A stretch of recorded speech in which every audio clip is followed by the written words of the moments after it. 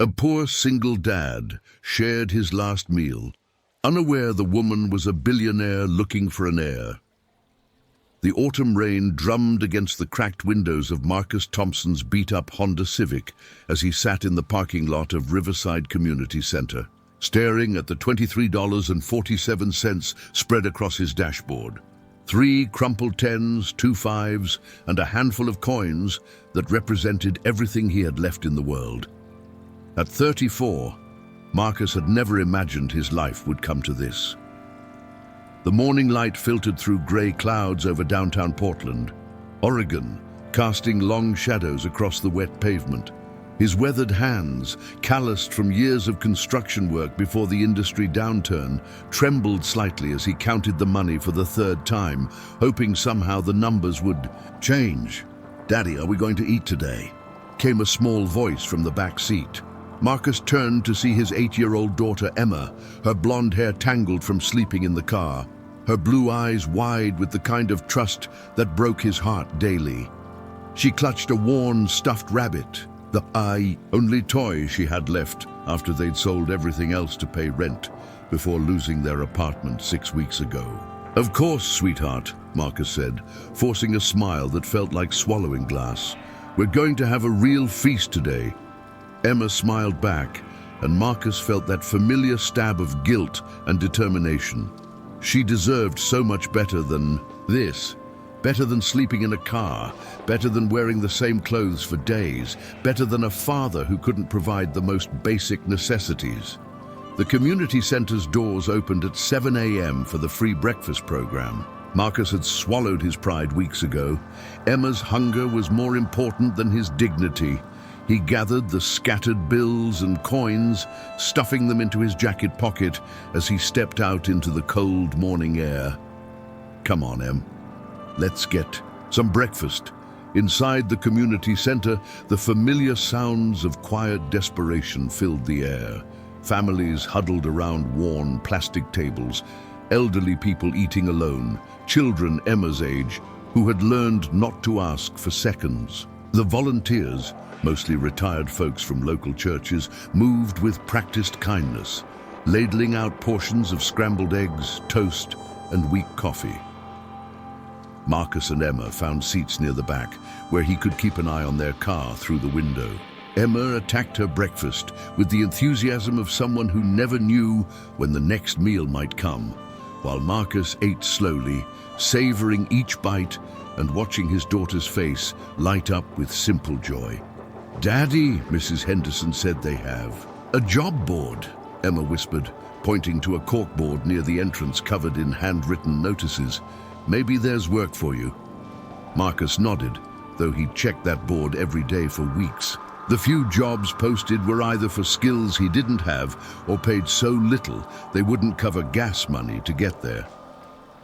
Still, hope was all they had left. After breakfast, they walked to the board together. Emma read the notices aloud, her reading. Skills impressive for her age, something Marcus was proud of despite everything else falling apart. Babysitter needed, dog walker, oh here's one, handyman work, cash paid daily. Marcus tore off the slip of paper with the phone number, his heart racing with possibility. Cash paid daily, that could mean money for dinner, maybe even a cheap motel room for the night. He used the community center's phone to call, his hands shaking as he dialed. The conversation was brief and disappointing. The position had been filled that morning. "It's okay, Daddy," Emma said, taking his hand as they walked back to the car. "Something else will come up." Her unwavering faith in him made Marcus want to scream and cry at the same time. How had he let it get this bad? The construction company layoffs had been sudden, the apartment evictions swift, and his savings? What little there had been disappeared faster than morning fog. They spent the afternoon at the public library, where Emma could be warm and do homework on the computers, while Marcus searched job listings and filled out applications. The librarian, Mrs. Chen, had grown fond of Emma over the past weeks and always found reasons to give her extra snacks and attention. As closing time approached at 6 p.m., Marcus felt the weight of another day without progress. $23. Wouldn't stretch much further. Gas for the car, maybe a cheap dinner to share, and then what? The rain had started again as they left the library. Heavier now, drumming against the car roof like impatient fingers.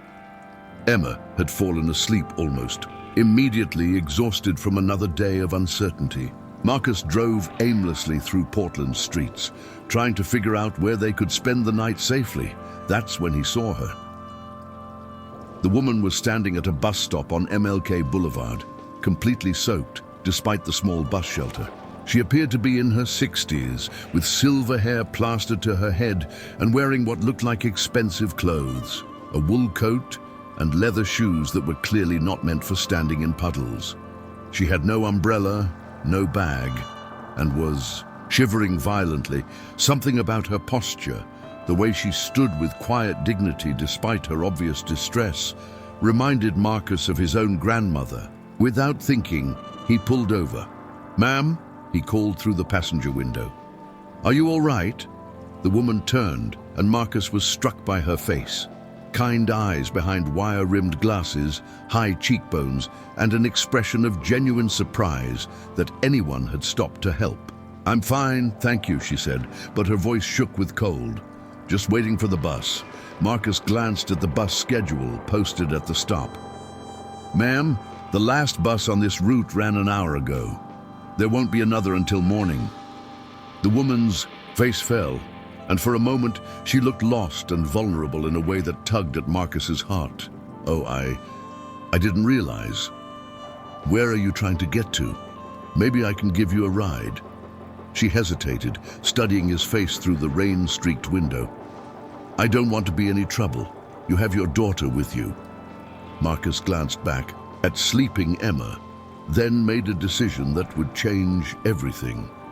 "It's no trouble at all. Please, get in before you catch pneumonia." The woman, who introduced herself simply as Eleanor, settled into the passenger seat with obvious relief. She was indeed soaked through, and Marcus turned up the heat, wishing he had a towel to offer her. "I'm staying at the Riverside Inn," she said quietly. "Do you know it?" Marcus knew it well.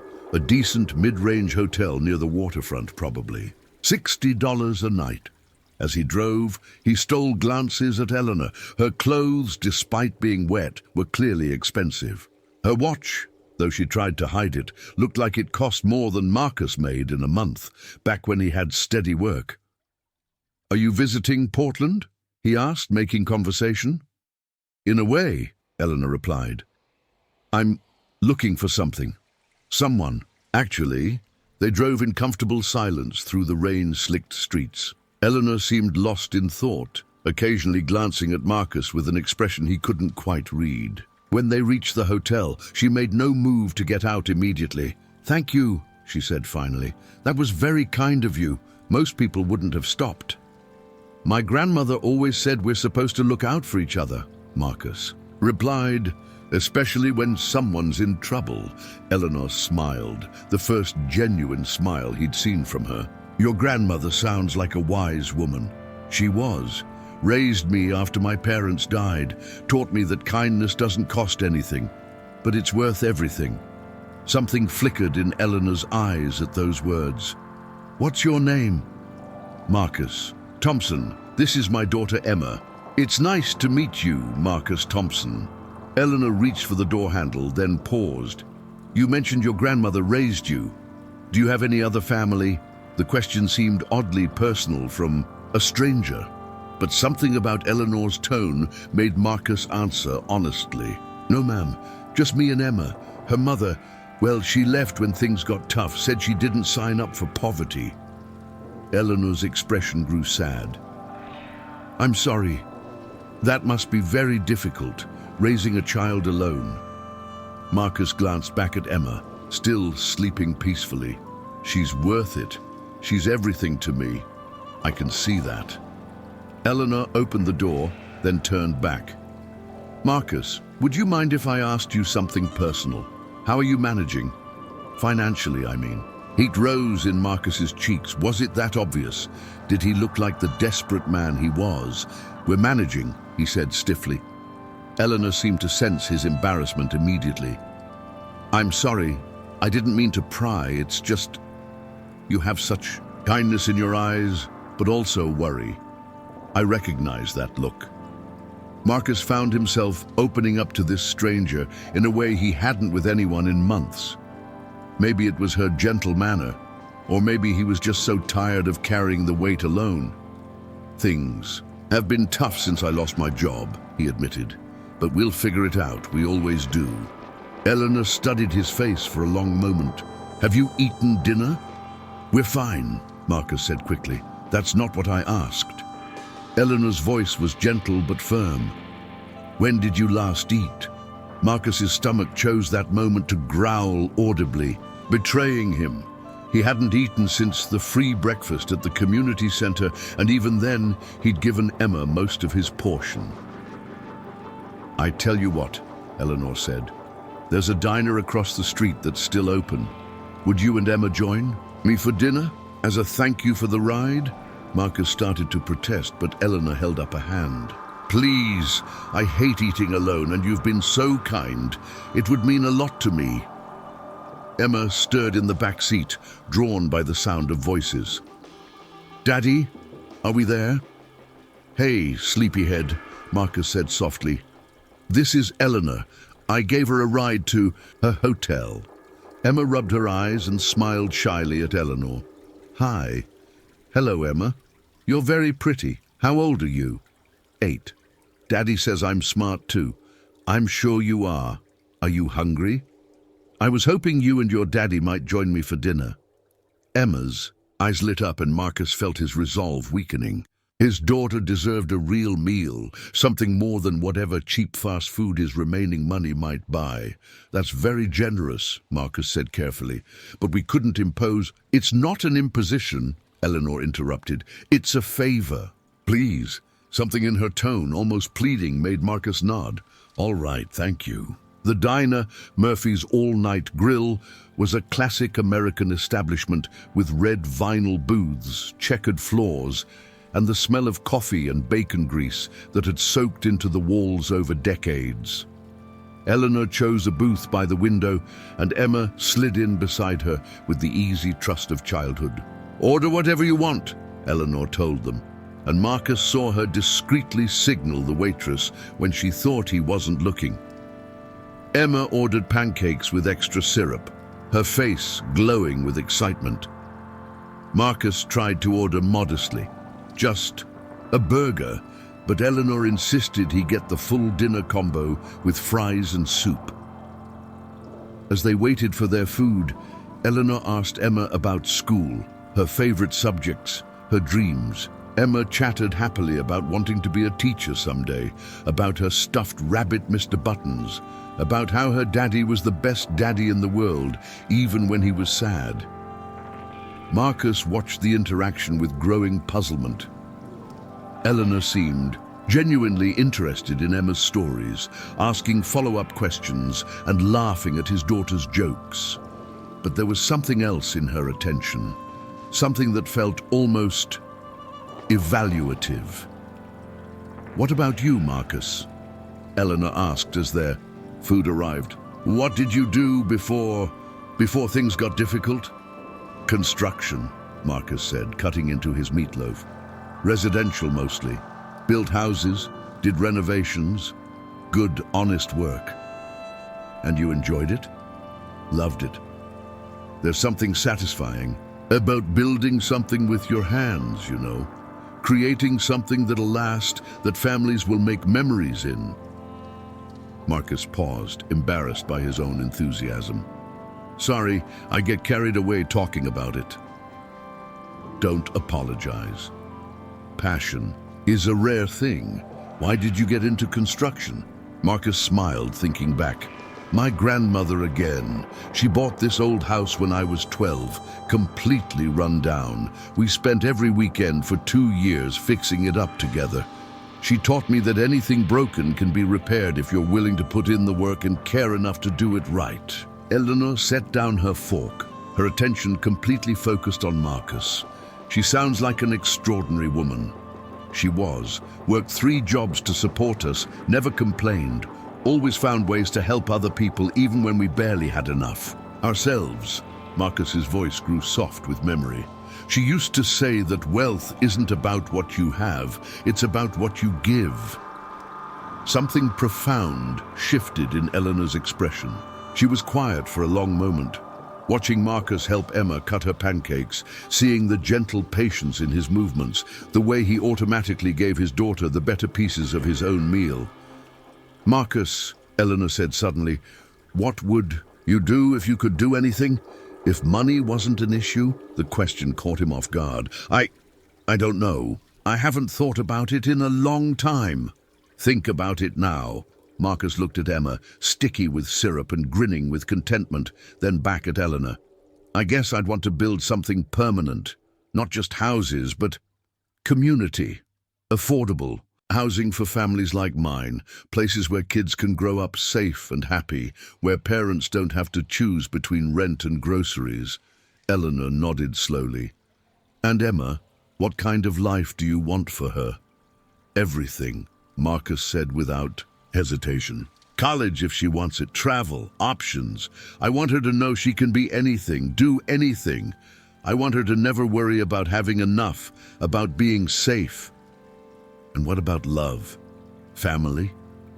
Marcus's expression grew complicated. "I want her to know what real love looks like. Not the kind that runs when things get hard, but the kind that stays, the kind that builds something together." Eleanor was quiet again, and Marcus wondered if he'd said too much. But when she looked up, her eyes were bright with unshed tears. "Your grandmother raised you well," she said softly.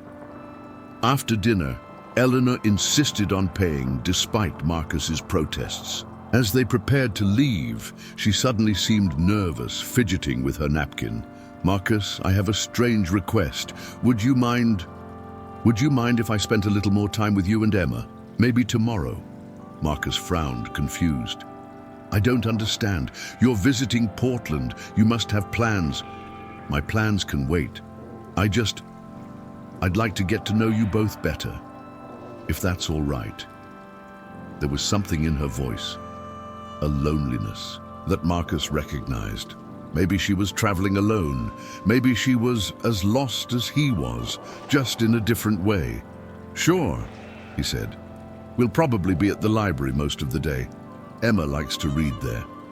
Eleanor smiled with what looked like relief. "Perfect. I love libraries." As they walked back to the hotel, Eleanor suddenly stopped.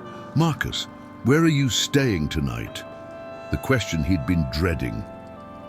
"We have a place," he said vaguely, but Eleanor was too observant.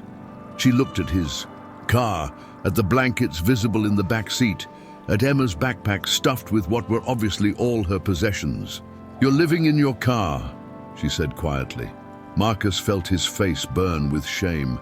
"It's temporary. We're figuring things out." "How long? Does it matter?" Marcus's voice had an edge now. "We're managing." Eleanor stepped closer, her voice gentle but firm. "Marcus, it's supposed to drop below freezing tonight. You can't keep an 8-year-old in a car in this weather." "I don't have a choice," Marcus said, and for the first time his voice cracked. "Do you think I want this for her? Do you think I chose this?" Eleanor reached out as if to touch his arm, then stopped herself. "No. I think you're a good man in an impossible situation, doing the best you can with what you have." Emma tugged on Marcus's jacket. "Daddy, what's wrong?" Marcus knelt down to her level, forcing a smile. "Nothing, sweetheart. Just grown-up talk." Eleanor watched this interaction, seeing the way Marcus sheltered his daughter from his own despair, the way he carried the weight of their situation entirely on his own shoulders. "Marcus," she said suddenly, "I have a suite at the hotel, 2 bedrooms. I insist you and Emma stay there tonight." "No." Marcus stood up quickly. "Absolutely not. We don't take charity." "It's not charity," Eleanor said firmly. "It's payment. Payment." Oh, for what? Eleanor paused, as if choosing her words carefully. For reminding me what kindness looks like, for sharing your dinner conversation, for letting me remember what it feels like to have a family even for a few hours. There was such raw honesty in her voice that Marcus found his objections dying in his throat. Please, Eleanor continued, one night, for Emma's sake, if not your own. Marcus looked down at his daughter, already shivering in the evening air, then at the warm glow of the hotel lobby. Pride was a luxury he couldn't afford, not when Emma's welfare was at stake one night, he said finally, and we'll find a way to pay you back. Eleanor smiled. You already have. As they walked into the hotel lobby together, none of them could have predicted that this chance encounter was about to change all their lives forever. Eleanor had been searching for something, someone, for years. And in Marcus Thompson, a man who would share his last meal with a stranger, who carried his sleeping daughter through rain and hardship without complaint, who spoke of building communities instead of just houses, she had found exactly what she was looking for. But Marcus didn't know that Eleanor Hartwell was worth $2.3 billion. He didn't know she was the widow of a real estate magnate who had built an empire from nothing. He didn't know she had no children of her own and had spent the last 5 years searching for someone worthy to inherit not just her money, but her values. All he knew was that a kind stranger had offered his daughter a warm bed for the night, and sometimes that's where miracles begin. The morning sun streamed through the hotel suite's floor-to-ceiling windows as Marcus woke on the most comfortable couch he'd slept on in years. For a moment, he forgot where he was. His body relaxed for the first time in weeks. Then reality crashed back. They were accepting charity from a stranger. His pride was in tatters, and he still had no job prospects and $23 to his name. From the bedroom, he could hear Emma's delighted laughter mixing with Eleanor's voice. Marcus padded to the doorway and found them sitting on the bed, Emma showing Eleanor her collection of drawings that she carried everywhere in her backpack. This one is our old apartment, Emma was explaining, pointing to a crayon drawing of a yellow house with flowers. And this is Daddy at work, building a house for a family with lots of kids. Eleanor studied the drawing with genuine interest. You're very talented, Emma. Your daddy looks happy in this picture. He was happier then, Emma said, with the matter-of-fact honesty of childhood. Before the money got scary, Marcus felt his heart constrict. He'd tried so hard to shield her from their problems, but children see everything. Good morning, Eleanor said, noticing him in the doorway. I hope you slept well. Better than I have in weeks, Marcus admitted. Thank you for everything. Eleanor smiled. Room service is bringing breakfast. I hope that's all right. Before Marcus could protest about the expense, Emma bounced off the bed. Daddy! Eleanor says she wants to spend the day with us. Can she come to the library, please? Marcus looked at Eleanor, puzzled by her continued interest in their mundane daily routine. You really don't have to. I want to, Eleanor interrupted, if you don't mind the company. There was something different about Eleanor this morning. Yesterday, she had seemed lost, vulnerable. Today, she carried herself with quiet confidence, as if she'd made some important decision during the night. After a breakfast that was far more elaborate than anything Marcus could have afforded, fresh fruit, real maple syrup, coffee that didn't taste like water, they prepared to leave for the library. Eleanor surprised them by appearing in casual clothes, jeans, a simple sweater, and sneakers that looked like they'd never been worn.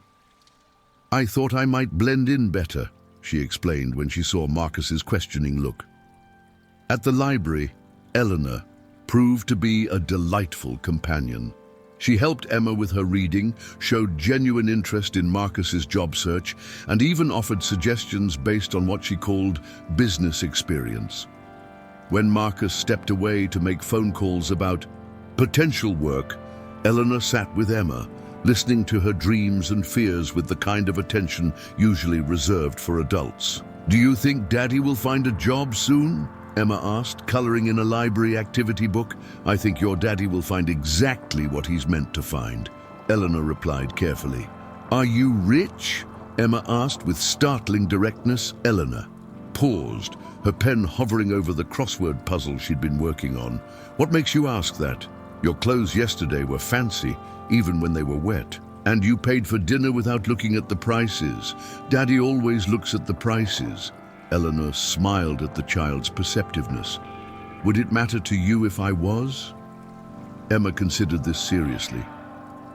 Daddy says money doesn't make people good or bad. It just makes them more of what they already are. So if you're nice and rich, that's good. If you're mean and rich, that's bad. Your daddy is very wise. Are you lonely?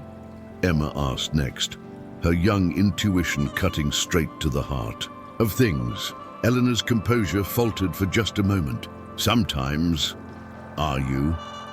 Sometimes. But not when Daddy's with me. Do you have a family?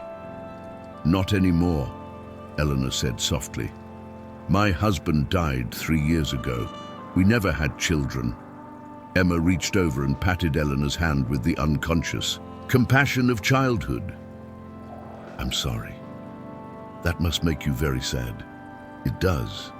But meeting you and your daddy has made me feel less sad.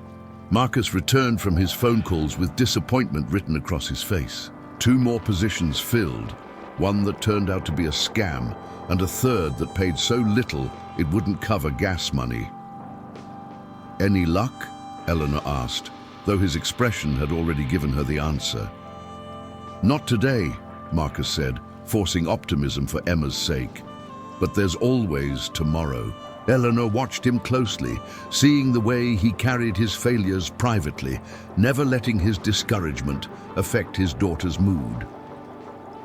She had been observing him for over 24 hours now, studying his character in ways he couldn't imagine. Marcus, she said suddenly, would you mind if we took a drive? There's something I'd like to show you. Curious, Marcus agreed. Eleanor directed him through Portland's streets with surprising familiarity, finally asking him to pull over in front of a construction site in a rapidly gentrifying neighborhood. The sign read, Hartwell Development, Affordable Family Housing. Coming 2025, Hartwell, Marcus read aloud. Same last name as you, Eleanor nodded. It's my project, or rather, it was my husband's vision, and now it's mine. Marcus studied the architectural plans posted on the construction fence. The design was beautiful, modern but warm, with community spaces, playgrounds, and green areas integrated throughout. This is exactly what I was talking about last night. Building community, not just structures. I know, Eleanor said quietly. That's why I brought you here. Something in her tone made Marcus turn to look at her fully. Eleanor, who are you exactly? She was quiet for a long moment, watching Emma chase a butterfly near the fence. When she spoke, her voice carried the weight of years of loneliness and searching. My name is Eleanor Hartwell. My husband Charles and I built a real estate empire. From nothing, affordable housing, community development, sustainable projects. When he died, he left everything to me. But we never had children, no family to carry on the work we started. Marcus felt the first stirring of understanding. But it was too incredible to believe, Eleanor continued. For the past 5 years, I've been searching for someone to inherit not just the money, but the values. Someone who understands that wealth is a responsibility, not just a privilege. Someone who would use resources to build up communities, not tear them down. Eleanor, Marcus's voice was barely a whisper. I wasn't randomly at that bus stop yesterday, Marcus. I've been visiting different cities, different communities, watching how people treat each other when they think no one is looking. I've met dozens of people, some kind, some selfish, most somewhere in between, but I've never met anyone like you. Marcus leaned against the car, his legs suddenly unsteady. What are you saying? I'm saying that you shared your dinner with a stranger when you barely had enough for yourself. You've raised a daughter who shows compassion to lonely old women she's just met. You dream of building communities where families can thrive, not because it would make you rich, but because it's the right thing to do. Eleanor stepped closer, her voice growing stronger with conviction. I'm saying that Charles and I built Hartwell Development to last generations, and I've found the person I want to entrust it to. You're talking about a job, Marcus said, trying to process what he was hearing. I'm talking about inheritance, Eleanor corrected gently. I'm talking about making you my heir. The words hung in the air between them like something from a dream. Marcus stared at Eleanor, at the construction site, at Emma playing happily in the grass, and felt the world tilt on its axis. That's impossible, he said finally. You don't know me. We met yesterday. I know enough, Eleanor replied firmly. I know you'd rather sleep in your car than let your daughter see you beg. I know you gave me your coat when I was cold, even though you couldn't afford to replace it if something happened to it. I know you talk about building homes for families, not profit margins and investment returns. Eleanor reached into her purse and pulled out a business card, pressing it into Marcus's trembling hands. This is my lawyer. He's been helping me search for the right person for years. I want you to meet with him. Marcus looked at the card. Heavy stock, embossed lettering, an address in downtown Portland's financial district. Eleanor, this is crazy. I'm nobody. I'm a construction worker who can't even keep a roof over his daughter's head. You're exactly who Charles and I hope to find, Eleanor said, her eyes bright with tears. Someone who understands that true wealth comes from lifting others up. Emma ran over, breathless from chasing the butterfly. Daddy, look what I found. She held up a small wildflower. It was growing right through the fence. Eleanor says that means it's strong. Marcus looked down at his daughter, then at Eleanor, then at the construction site that represented billions of dollars and thousands of families who would someday call this community home. This doesn't make sense, he said, but his voice lacked conviction. The best things in life rarely do, Eleanor replied. Love doesn't make sense. Kindness doesn't make sense, but they're the most important things we have. That afternoon, against his better judgment, Marcus found himself in the marble-lined offices of Hartwell and Associates, sitting across from Eleanor's lawyer, James Morrison. Emma sat beside him, coloring in a book that the receptionist had given her, seemingly unbothered by the opulent surroundings. Mrs. Hartwell has told me about your situation, Morrison said, his voice kind but professional. She's asked me to explain the details of what she's proposing. For the next hour, Morrison outlined an inheritance that was beyond Marcus's wildest dreams. Hartwell Development was worth $2.3 billion, with projects in 12 states and assets that included everything from affordable housing developments to sustainable commercial properties. But more than the money, Eleanor was offering him a legacy, a chance to continue work that could house thousands of families and revitalize dozens of communities. There are conditions, of course, Morrison explained. The inheritance comes with the responsibility to maintain Hartwell Development's mission of affordable, sustainable community development. You would undergo training, work alongside current leadership, and prove yourself capable of carrying on the company's values. Marcus felt overwhelmed. What if I fail? What if I'm not smart enough, educated enough? Mrs. Hartwell doesn't believe in failure, Morrison interrupted. She believes in growth. The foundation will provide education, training, mentorship, whatever you need to succeed. Emma looked up from her coloring. Daddy, does this mean we'll have a house again? The simple question cut through all of Marcus's doubts and fears. He looked at his daughter, brilliant, resilient, deserving of every opportunity in the world, and felt something shift inside him. Mr. Morrison, Marcus said slowly, if I accept this, when do I start? Eleanor was waiting, for them in the hotel lobby when they returned, her face anxious with hope and fear. Emma ran to her immediately, wrapping her small arms around Eleanor's waist. "Eleanor, Daddy said yes, we're going to help build houses for families." Eleanor's eyes met Marcus's over Emma's head, and he saw years of loneliness and searching finally. "And come to an end. Are you sure?" she asked quietly. Marcus thought about his grandmother, about the values she'd taught him, about the dreams he'd almost given up on. He thought about Emma's future, about the communities they could build together, about the families who would someday have safe, affordable homes because of this incredible opportunity. "I'm sure," he said, "but I have one condition." Eleanor raised an eyebrow. "What's that?"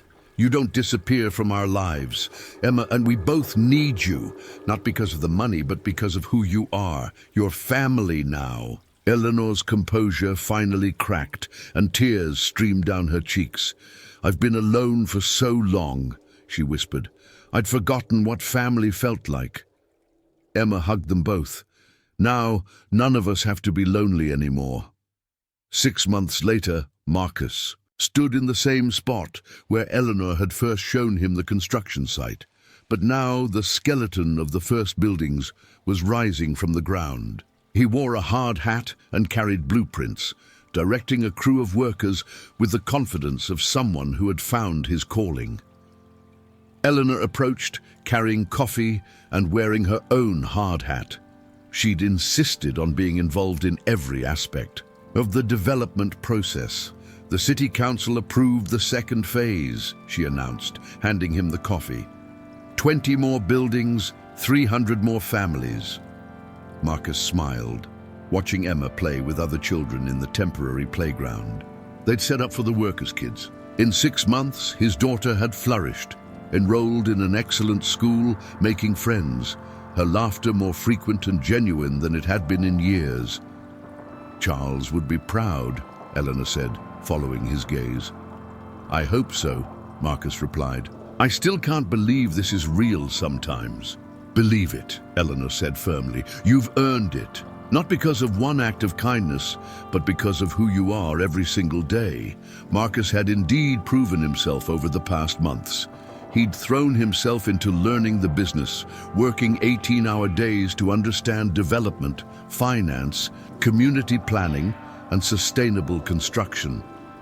More importantly, he'd brought fresh ideas, worker housing programs, community gardens, partnerships with local schools that had impressed even the most experienced members of Eleanor's team. Emma ran over, her face glowing with excitement. "Daddy! Eleanor, Mrs. Patterson from the community center says 3 families moved into the first building yesterday." Marcus knelt down to her level. "How does that make you feel, Em?" "Happy," she said simply. "They don't have to sleep in cars anymore." Eleanor watched this exchange with deep satisfaction. In Marcus and Emma, she had found not just heirs to her fortune, but the family she'd always longed for. The loneliness that had consumed her for years had been replaced by purpose and love. "Speaking of the community center," Eleanor said, "I have something to show you both." They drove to the Riverside Community Center, where Marcus and Emma had eaten their breakfast that morning 6 months ago. But now, instead of the worn building with peeling paint, they found a transformed space. New windows, fresh paint, expanded facilities, and a sign that read, "The Thompson Hartwell Community Center." "You didn't," Marcus breathed. "We did," Eleanor corrected with a smile. "All of us together. This is where it all started, where you chose kindness over self-preservation. It seemed fitting that it should be part of our legacy too." Emma read the sign aloud, her reading skills now far advanced thanks to private tutoring and Eleanor's patient attention. "Thompson Hartwell. That's us. We're all on the sign." Inside, the center buzzed with activity. The free breakfast program had been expanded to include lunch and dinner. There were new computer labs, tutoring programs, job training courses, and childcare services. Families who had been where Marcus and Emma were 6 months ago now had hope and support. Mrs. Chen from the library approached them, her face bright with recognition. "Marcus, Emma, I heard about your good fortune. The whole community is talking about what you're doing." "We're just getting started," Marcus replied, and Eleanor felt a surge of pride at the conviction in his voice. That evening, as they sat in the comfortable living room of the house Eleanor had bought for them, modest by her standards, palatial by Marcus's, Emma asked the question that had been bothering her for weeks. "Eleanor, why did you pick us?" "Really?" Eleanor set down her book and looked at the child who had become the granddaughter she'd never had. "Do you remember what you told me about your daddy on our first day at the library?" Emma nodded. "I said he was sad, but he never let me see it." "That's right. And do you remember what happened when we first met? When your daddy saw me at the bus stop? He stopped to help even though he didn't know you. Even though he didn't know you, and even though you both were hungry and had almost no money," Eleanor continued. "He shared his last $23 to buy me dinner, and he never once made me feel like I was taking something from you." Emma curled up closer to Eleanor on the couch.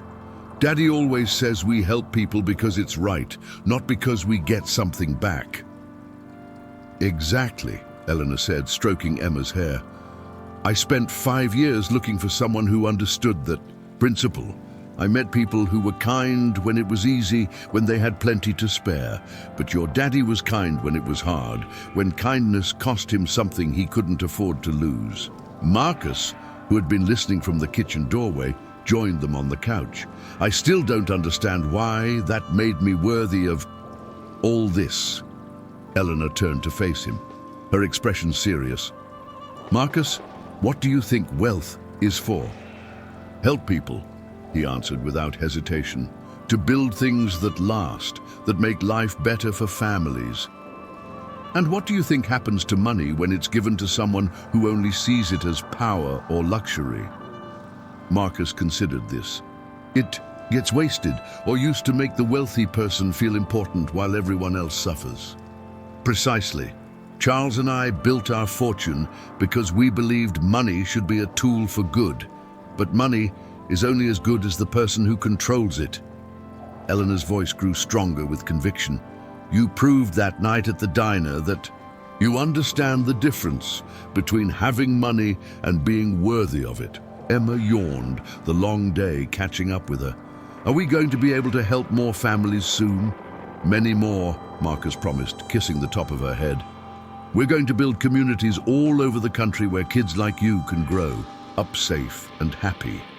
As Eleanor tucked Emma into bed that night, the little girl asked one more question. "Eleanor, do you think my mommy would be proud of us now?" Eleanor's heart ached for the child, who still wondered about the mother who had abandoned her. "I think anyone would be proud of you, sweetheart. You're kind, smart, and brave, but more importantly, I think your daddy is proud of you, and I'm proud of you." "Are you going to stay with us forever?" "As long as you'll have me," Eleanor promised. "Good. Daddy needs someone to make sure he eats enough, and I need someone to teach me about business so I can help with the buildings when I grow up." Eleanor smiled, thinking of the future stretching ahead of them. Projects to build, communities to serve, a family to nurture. "I think that sounds like a perfect plan." 1 year later, Marcus stood before the Portland City Council presenting plans for the largest affordable housing initiative in the city's history. Eleanor sat in the front row, beaming with pride as he fielded questions with the confidence of someone who had found his true calling. The Hartwell development presentation was comprehensive. 500 units of affordable housing, integrated, with community services, job training programs, and sustainable energy systems. But what impressed the council most was Marcus's passion, his detailed understanding of what families needed to thrive, not just survive. "Mr. Thompson," one council member asked, "this project represents a significant investment with relatively modest profits. What's your motivation?" Marcus glanced at Eleanor, then at Emma, who was sitting in the back doing homework but listening intently. "Profit isn't the point," he said simply. "The point is building something that lasts, something that gives families hope and stability. The point is remembering that we're all connected, that when we lift each other up, we all rise together." After the unanimous approval, Eleanor found herself thinking about Charles, about the dreams they'd shared and the legacy they'd built together. She had never been happier or more fulfilled than she was now, watching Marcus grow into the leader she'd always known he could be, seeing Emma flourish into a confident, compassionate young woman. The media attention had been significant. The story of the billionaire heiress who found her heir at a bus stop had captured imaginations across the country. But Eleanor had been careful to control the narrative, emphasizing Marcus's qualifications and vision rather than the fairy tale aspects of their meeting. "Mrs. Hartwell," a reporter had asked during a recent interview, "do you ever regret giving away your fortune to someone you'd known for less than a day?"